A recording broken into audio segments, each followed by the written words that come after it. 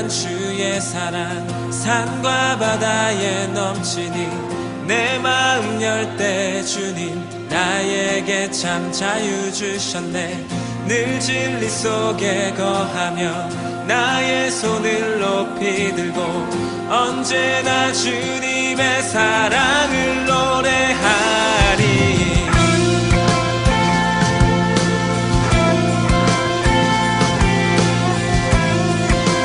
다시 한번 고백합시다.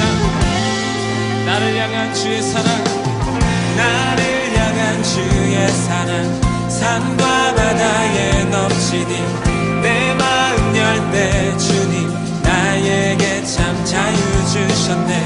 늘 진리 속에 거하며 나의 손을 높이 들고 언제나 주님의 사랑을 노래하리.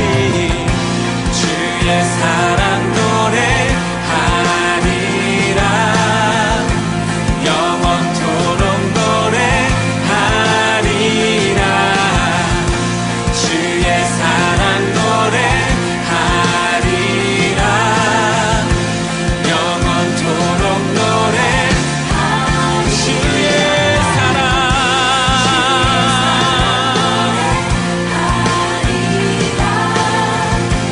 영원토록 노래하리라. 주의 사랑 노래하리라. 영원토록 노래하리라. 내가 춤을 출 때 다 비웃겠지만 그들도 주 알게 되면 함께 기뻐 춤을 추게 되리. 내가 춤을 출 때 다 비웃겠지만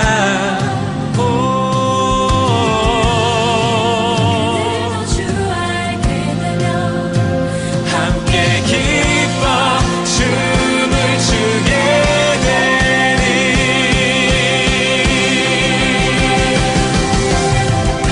주의 사랑 노래하리라.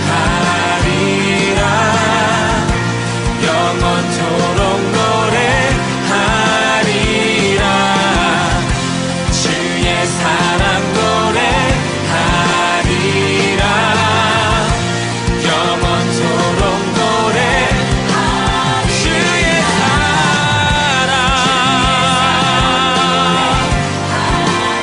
영원토록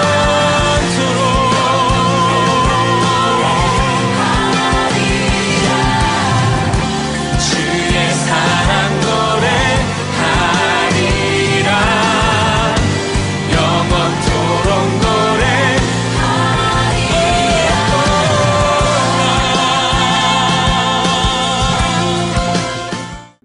오늘 우리에게 주신 하나님의 말씀은 로마서 12장 1절에서 2절까지의 말씀입니다. 다 같이 화면을 보시면서 함께 읽겠습니다. 형제자매 여러분, 그러므로 나는 하나님의 자비하심을 힘입어 여러분에게 권합니다. 여러분의 몸을 하나님께서 기뻐하실 거룩한 산 제물로 드리십시오. 이것이 여러분이 드릴 합당한 예배입니다.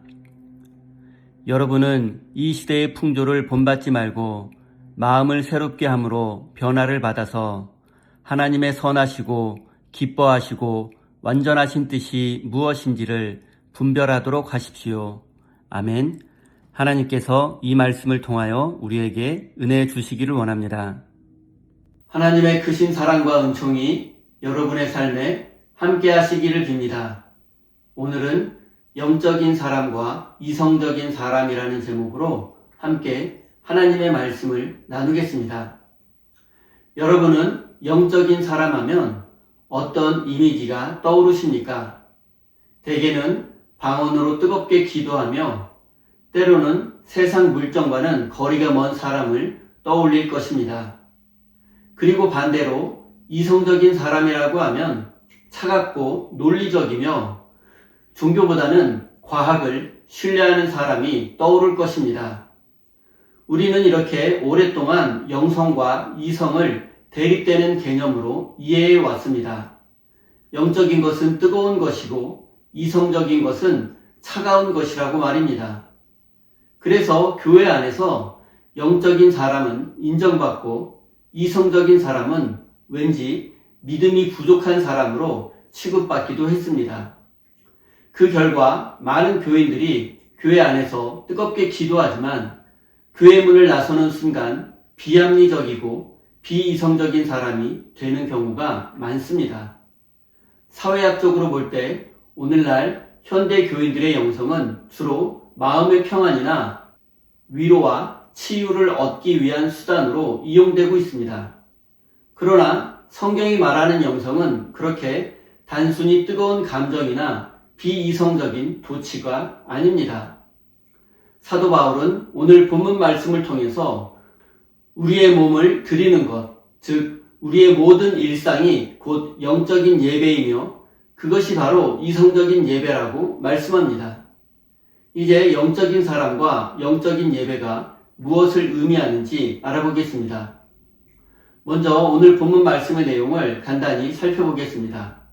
바울은 우리 몸을 산 제물, 즉 살아있는 제물로 하나님께 드리라고 말씀합니다. 죽은 짐승을 바치는 것이 아니라 살아있는 우리의 몸, 즉 우리의 삶을 하나님께 드리는 것이 진정한 예배라는 뜻입니다. 그리고 우리에게 이 세대를 본받지 말라고 말씀합니다. 세상의 가치관과 시대 정신에 무비판적으로 순종하며 따라가는 것을 멈추라는 뜻입니다. 그리고 바울은 마지막으로 우리가 마음을 새롭게 하여 무엇이 하나님의 뜻인지 분별해야 한다고 말씀합니다. 이제 바울이 말한 영적인 예배에 대해서 먼저 알아보겠습니다. 헬라어로 영적이다라는 단어는 로기코스입니다. 이 단어는 우리에게 익숙한 로고스라는 단어에서 파생되었습니다. 그리고 이 로기코스라는 단어는 영적이다라는 뜻과 이성적이다 또는 합리적이다라는 뜻도 가지고 있습니다. 그렇다면 영적인 예배는 곧 이성적인 예배라는 뜻도 됩니다. 따라서 진정한 영성은 합리성을 무시하는 광신적인 열광이 아닙니다. 오히려 가장 이성적으로 하나님의 뜻이 무엇인지를 고민하는 것입니다. 지성은 정보를 많이 아는 노하우에 불과하지만 이성은 왜 살아야 하는가와 같은 본질적인 질문에 응답하는 것입니다. 세상의 불의를 보고 이것은 옳지 않다고 판단하는 건강한 이성이야말로 참된 영성의 출발점입니다. 사랑하는 성도 여러분, 우리는 그동안 영성을 이성의 반대말로 오해하며 비상식적이며 맹목적인 믿음을 좋은 믿음이라고 착각하지 않았습니까? 하지만 이성이 없는 영성은 광신에 빠지게 될 것이고 영성이 없는 이성은 독선에 빠지고 말 것입니다. 우리는 하나님께서 우리에게 주신 이성을 사용하여 하나님의 뜻이 무엇인지를 분별하고 또 실천해야 합니다. 혹시 우리가 영성을 추구한다고 하면서 이성과 상식을 무시하고 있지는 않은지 우리의 삶을 되돌아보아야 합니다. 사도 바울은 우리가 영적인 사람이 되기 위해서 무엇보다 마음을 새롭게 함으로 변화를 받아야 한다고 말씀합니다. 그리고 성경이 말하는 변화는 겉모습이나 외모가 변하는 것이 아니라 존재의 본질이 뒤바뀌는 사건입니다. 자본주의 세상은 우리에게 끊임없이 경쟁에서 승리하고 더 많이 소유해야 한다고 압박합니다. 그리고 이것이 바로 이 시대의 풍조를 본받는 것입니다. 세상을 지배하는 자본주의 논리와 승자 독식의 시스템에 우리의 영혼을 끼워 맞추는 것입니다. 영적인 변화란 이 거대한 시스템의 흐름에 동화되지 않고 저항하는 것입니다. 그리스 신화 속 시지포스가 끝없이 돌을 굴려 올려야 하는 형벌에 처했듯이 현대인들은 무한경쟁 세상 속에서 자신을 소진시킵니다. 그러나 영적인 사람은 이 돌을 굴리는 행위 자체에 의문을 제기합니다. 이 돌을 굴리는 것이 과연 하나님의 선한 뜻인가라고 묻는 것입니다. 세상에 세련된 삶과 성공한 삶의 매뉴얼을 따라가는 것이 아니라 불편하고 손해가 될지라도 세상 풍조를 따라가지 않는 것입니다.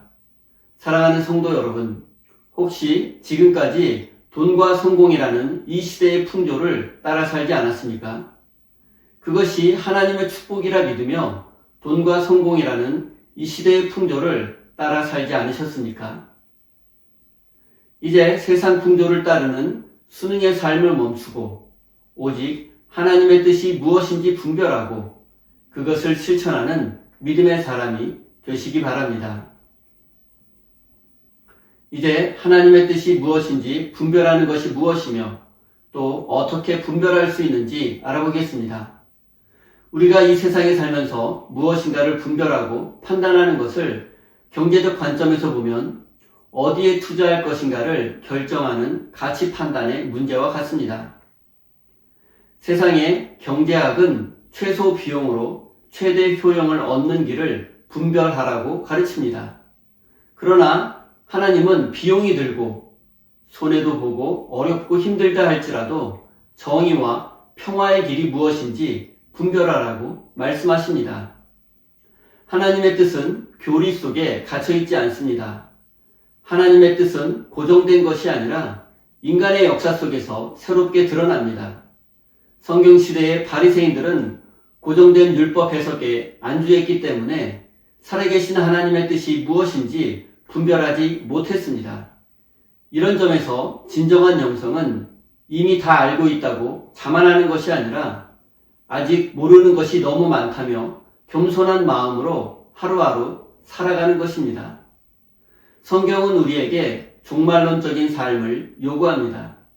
이 말이 약간 어렵게 들릴 수도 있지만 상식적인 논리입니다. 예를 들어 종말론적인 삶이 무엇인지 설명해 드리겠습니다.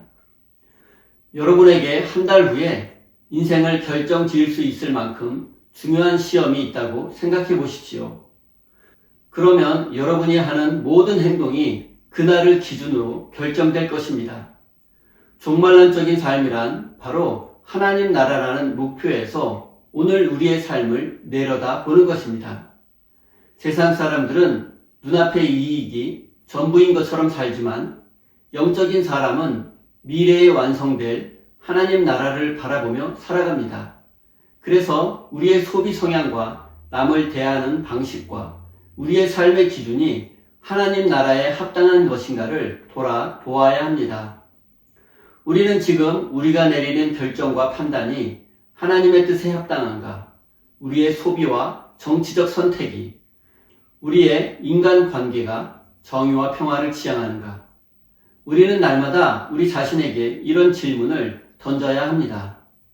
사랑하는 성도 여러분, 우리는 하나님의 뜻을 전부 알고 있는 것처럼 말하고 행동하며 타인을 정죄하며 살지 않았습니까? 정작 하나님의 뜻에는 무관심하면서 돈과 성공을 최고의 가치로 여기는 시대정신에 갇혀 살지 않았습니까?